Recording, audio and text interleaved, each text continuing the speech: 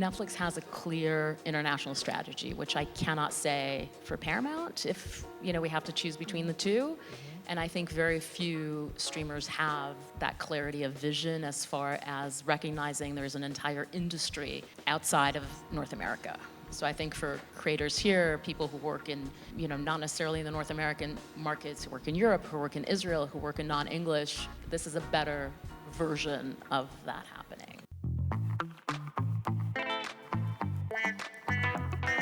And our last but not least, two of the most accomplished and esteemed producers and behind-the-scenes women in Israeli television industry. Please welcome Danna and Dikla Barkai. Exactly. We were highly recommended to ask you how did the two of you got to work together and Initially, be friends. yeah. Danna. It was such a long time ago. Who remembers? But I do want technically just to say this is the last session before lunch. Yeah. So I think that's important just so we get the timing, Don't Make sure worry. people have something to look forward to. But I don't know, really, many, many, many years ago. I produced, most of my production were for Yes, and Danna worked for Yes for many years. And then... Some would say too many. You, maybe. I wouldn't. And then there was Shtisel. And But I then think we really started to work together on Shtisel. Danna fall in love, and I found a partner. Sorry, you wanted to say something, Danna? No, I was going to say, I think it was even before Shtisel. I thought it was Srugim. Srugim, right. But there was no international then, so I was Yeah. just a fan. I wasn't actively involved in any way. There are other people who headed the drama department at Yes at the time, and they should be credited for that. So I was just a fan on Srugim, but then Shtisel came Then along. I became a fan, and yes, we... And Shtisel became the most known, prominent, shared success of the both of you. Really successful on Netflix, although it was about Orthodox Jews, like the most not predicted success. Can you tell us about the course that you made? Well, first of all, Ali's here, so the creator of Shtisel is here, and Yonatan should... And Yeah. Jonathan Indusky, of Yeah, course. and And yes, And Ganit Yes is here. Ganit and Roni, I think. And was Roni here. was there. So they're all Exactly. here. So many, many people, television shows are made in plural, not as an individual. But I think there are other examples of shows about the ultra-Orthodox community. Anna Winger's, here somewhere who created Unorthodox, and that was a very popular show on Netflix. I think there's something about that world that's intriguing. It's a peek behind the curtain, and I think as specific as the show was and as accurate as it was, is what got people interested. I have another answer. I'm sorry. Yes, I believe the world was people were curious about it, but I guess it was not the direct reason. I think it's the writing of Ori and Yonatan and the way they build the character and the world, and everybody could find themselves in it, not only like an exotic thing that people came to watch. Okay. And you kind of fall in love and you root for them. You really want them to have a good life. Everything you said is true regarding to Kugel. Yeah, but I just wanted to ask, what would have happened if you suggested Shtisel now to Netflix? Or what happened with Kugel? Because we can see it on our Netflix homepages, but what happens if I go to Berlin, for instance, and I want to watch Kugel? Can I watch it there? And Well, why? Yes. first of all, it's launching today. Today on Netflix Israel, we launch Kugel, and it's today. And I believe I saw Sasson Gabay here. Is it possible? Yeah, he's here, Sasson. Okay. So we're very, very excited, as you see, about it. And if you're in Berlin, then you can watch Kugel on Easy, and Easy, yes. But I mean Netflix-wise. Why is it only in Israel? And what happened during those years between Shtisel that you sold, I don't know easily, but you did sell it to Netflix, and now that you do sell it to Netflix, but only for the Israeli market. So the market has shifted. It's not as it used to be before. And the market now is work more in global, not as it was before when it used to be more global. Now it's local for local. And Netflix, they were the one who brought this global television to the world, and now they are the one to take it away a little bit, and they really talk a lot about local for local, not only for Israeli shows, but for all the international market, and they produce things, shows for the local market. So it's not a Gaza thing. That's what you think. No. But Yeah. I think the example of Kugel, which is the prequel to Shtisel, is a great example of the strategy that has shifted over the years. And it used to be this endless global market. 10 years ago when Netflix launched their global service, it seemed like everything was open to everyone. A show from any corner of the world could go on the air in 190 territories, localized, dubbed, subtitled, and people far, far away would discover these little shows from countries they've never been to. Over the years, and a lot of data and a lot of investment, I think there's a realization that those are more the outliers than the actual bulk of what was getting acquired and transmitted globally. And with more data available, that more data about what has been working. I think Netflix, and I can't speak for them, but as somebody who works with them still or continuously, I think they've come to the realization that there's certain shows that will travel. So things like Korean shows or Spanish-speaking shows will find an audience no matter where. But some of the more local language shows are more suited for a local market. And I think that's what we've seen. And it's not an Israel thing, it's not a specific, it has nothing to do with the situation or the politics or anything. It's just a programming strategy. Sorry, you wanted to say something, Dikla? Just to add to what Danna says, that of course there is an impact of the war and the situation, and we just had a few days here with the international delegation. We had some very interesting conversation about how is it to be a Jew today in Hollywood, and of course we can talk about it a lot, but if we talk about in terms of Israeli content and commission Israeli content in the world, and these days it's much harder. It's not, I believe, from my experience, that it's not only because of the image that Israel has today in the world, but it's because of the market and what happened in Israel. Actually, it's like a little bit of a drop in the ocean. I work for an international company, Fremantle, and they used to invest of our series before, and most of the series we produced, and the one they found international potential in, they were invested in each one of them, and today they're less invest in content, not in Israeli content only. So just in non-English language content. Yeah. And I think if you zoom out and look at the market and talk about some of the challenges, anything being produced not in the English language outside of some strategic pockets is challenging. It's challenging to get funded, it's challenging to get distribution, it's challenging to get people to watch. But would you yourself produce now a show like someone comes to you and tell you, I've got the next Fauda. You wouldn't believe it. Would you? Would you take it? Would you take it? Would they take it? Yeah. Would anyone touch it? There's a new season of Fauda coming. Why would you want to do the same thing? I mean, it's going to be great, right? I'm wary of anything of anybody ever says it's the next something that we've seen. No, I'm talking, Fauda is already an existing IP. I'm talking about a new militaristic Israeli show.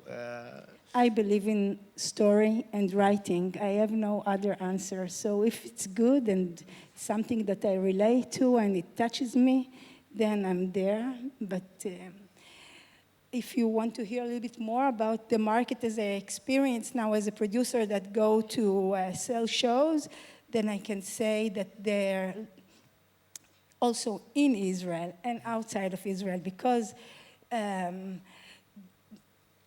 market is reduced, and it's not as it was before. There was much higher demand for shows, much higher demand for Israeli shows. And Do you mean locally in the Israeli market? Or? yeah, I mean both, actually. More outside of Israel, but then it affects also Israel. And because the budget reduced and everybody's being more and more picky, and they choose very carefully the shows that they're producing or commissioning, then they would go for the biggest showrunners, or in Israel, the creators, or they go for a brilliant script. But they would brilliant is very amorphic. What are you looking for when you're You know, meeting? you know if you read something that's wonderful, or if you hear a pitch about something that just catches you immediately. I'm asking because everyone is saying like rom-com, and they're saying escapism, and they're saying no one wants to spend time in front of another dystopian TV show. Is that true? Can we just say... And fantasy also. Fantasy also. Locally or globally? Globally, locally. I found a lot of, they act the same eventually. Eventually, they kind of converge at a certain point, but there's a lot of guidance given, both by local commissioners and certainly the streamers and international producers. And we've heard over the last couple of days how difficult, and how challenging it is in the U.S. and the market's contracting and there's mergers. And did we manage to go through an entire session without talking about Warner and Netflix? But so there is this guidance, right? So we're told certain things. Everybody wants escapism, lighthearted. The world is so dire. There's so many wars, totalitarian regimes. Find us something that's aspirational that we can have fun with. But then you see shows that are, dystopian, that do work. Or I think this morning Adam said, don't bring me period. I love a good period show. I will watch Gilded Age and rewatch Downton Abbey if I'm allowed to. So, or Bridgerton for that matter. So the rules are there, and they're there as guidance, but I think ultimately you have to, believe in, as certainly for the creative community, you have to believe in what you're doing and follow through with that. Don't try to hit this moving target of whatever, the zeitgeist is, whatever people tell you that they want to watch, because if it's really good, it will break out, and believe in that. And as producers, same thing, don't be overly, guided by the market. Yeah, and there's no rules. We can just talk about, איך אומרים מגמות? Trends? Yes, thank you. So we can talk about trends, but not about, because there'll always be a show that there was nothing like this before, or that people couldn't believe it would be aired, and so. Okay, so I want And to if anybody has a great rom-com, please bring it to me. Just saying. People are raising their hands. Good. Yeah. So I want to ask a question and then a follow-up, which I think is the million shekel question nowadays. Million shekels, that's not a lot. It's yeah, exactly. So I want to say the Elon Musk net worth question. Is that okay? He doesn't get so- out of bed for a million So shekels. how did Netflix's entry to Israel, to the Israeli market, change the way the Israeli drama behaves? And afterwards, what will happen now that Netflix acquired Warner? Don't be a prophet, but That's what are your instincts? It's like an telling you? $82.7 billion question. Yeah. That's the deal worth. First Who knows? question I mean, we could spend the rest of the day debating that, and we will not be smarter because nobody knows, and nobody knows anything. That's about the Netflix buying Warner Brothers. I mean, wow. What can we say? It's going to be We can say interesting. at least It's it's going to be not a bumpy Larry ride. Ellison. Is it what? Is it We Beth can say at least it's not Larry Ellison. or David Ellison? Yeah. Larry's just the funder. I don't know if we can say yes or no. I mean, we can each have an opinion, but I think I will give this to Netflix at least, and this is a quote from Ted Sarandos the morning after when he did like an investor call. He said, we're confident, or Greg Peterson, which is the co-CEO, when asked, why will this buyout of Warner work? I think this is the third one in a decade and the fourth in like 15 years that Warner has changed hands. And he said, we know the business. We know what the assets are. We will know how to work with this. So I think in that respect, it's a little optimistic for people in the industry. And for the international community, Netflix has a clear international strategy, which I cannot say for Paramount if we have to choose between the two. And I think very few streamers have that clarity of vision as far as recognizing there's an entire industry outside of North America.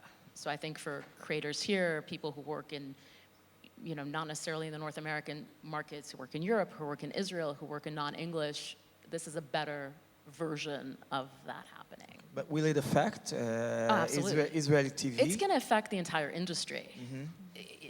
We're just a small sliver of that industry, but absolutely. Same as when Netflix launched their global service, January, it was only in January 2016, that's a decade ago, and look how much the business has changed. Everything's changed. So how does the negotiation looks like from your side of the table when you're going to sell something? Not a lot of negotiating. Please do. With Netflix, I think that's a bit of a problem.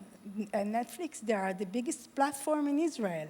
They have the highest number of subscribers. And we, as a producer, I would like them to invest more, say it. But I will say this, there's great broadcasters here. And some are present. I saw Kalni also, and Ganit, and Maroni, and I'm guessing. They are great. They know their jobs like no other. They have distinct taste. They know how to discover talent, how to nurture talent. And I don't think we need to necessarily jump over and just go to the streamers. There's an industry here that knows what they're doing, and we should talk about that a little bit. And everybody wants to be on Netflix. But you can't. Eventually, after everything, after Israeli success. But you can't skip over that part. Of course. As local storytellers, you need to tell stories here, and you need to tell them with people who are going to guide you best how to tell them to an audience you know. You don't know the Netflix audience. You don't know what an international audience looks like because there isn't one. So you can only be, as distinct and as authentic when you're a storyteller here, then it will come. Do a great job, then the Netflixes of the world will find you, or you will find them, I think.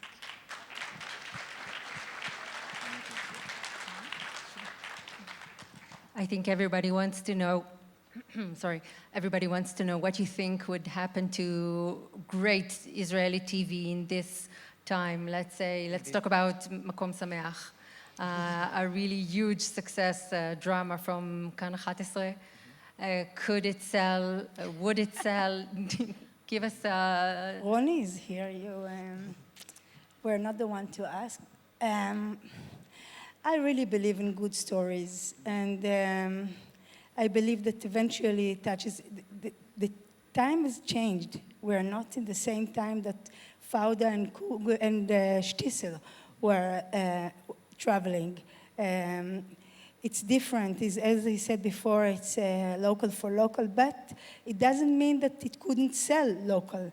That it, for example, if Shtisel was sold to Netflix as a platform globally, Kugel now would sell first to Easy, of course. Luckily, we had Easy, but after Easy, First there will to be. Yes. And yes, of course. I'm keeping everybody's credit in touch. I'm talking about internationally. And after Easy, there will be Windows, and it would sell to broadcasters around the world, like territory by territory. And I believe that this is the world that we're stepping in now. This is the world. And I don't know about Makom Sameach or Happy Place. Just an example for an Israeli show who ticks all the spots that you mentioned. So I can say that as we all believe in it and we think that it's great show, and we're so happy to see this kind of show here or to see it at all. So I believe that they would set it territory by territory, and it could travel, different, but could travel. The territorial sales selling to local broadcasters in multiple countries, I will say this, is getting much more difficult to do. There's no urgency anymore about any kind of acquisition, right? There's no breakout show. This isn't the world of, Game of Thrones. Either you had it on your platform and then people would subscribe to you, or you didn't, right? And then you were chasing whatever that big international show was. That doesn't exist today. There's not any of those big shows that are not on a streamer, right? That are breaking out from these territorial acquisitions. And it's because there isn't that urgency, that game is almost over. I mean, the streaming wars between the channels, local channels, with their, catch-up or VOD services, and the streamers have been won for a while. The streamers won, and I think we can now officially call the streaming wars also over because Netflix won with the acquisition of Warner, or will win. And therefore, when you're going out to these channels trying to get them interested in smaller shows that are not, local or not from the region or not English speaking, it's very challenging. It's very hard to get an answer. It's very hard to get people to watch. There isn't that urgency, and if they do make an offer, it's really low. It's kind of a take it or leave it kind of world. It's very, very different. So as optimistic as it sounds for, these salespeople to it's a harder market. But as we go back to the local market, then we also go back to the format market. So. Formats are great. Let's talk formats. Israeli formats are wonderful, and regardless of everything we've been through in the last 2 years, I will say this, I don't feel that we've suffered. Great IP, great stories, ones that have worked in the local market, that's just a benefit, and there's numerous examples of those shows being sold the last 2 years, and certainly in the last 20 years, starting from, Betipul, from Chagai, which I think is up to like 25 or 26 different versions, and followed by Homeland, and certainly Your Honor. There's a few great examples, and that has been going strong. There's an upside, see? Yeah. Okay, one last thing. Give your best tip to the creators that are sitting amongst us. It will be a cliche, but yes, do. For right now, don't follow the market. Follow your own creation. Do it. Don't think about what is the market acting at the moment. Actually, we don't really know, because there's a huge gap between what we see now than as the market acts. Because what we see now is the results of how the market behaved 2 years ago, and so how the market behaves now, it's different than what you see on screen. And with this knowledge and other reasons, just follow your own creation. This is the only way to really go through something. You have a different answer, I guess. It's the same but different. I would say if you're a young creator trying to make it into this business, create, go on YouTube, go on TikTok, just start creating, start gathering an audience, hone your skill. We, the traditional media, will notice you. And some of the big successes of the last few years have come from that. Some of the creators have certainly come from the digital-first world. It's a big democracy. You can create your own material. You can distribute your own material. And I would do that. If I was like 20 years younger, absolutely. I'd want to be on Instagram and TikTok. And you can still be. Okay. Thank you, Danna. Thank you, Dikla. Thank you so all. much. Let's go and eat.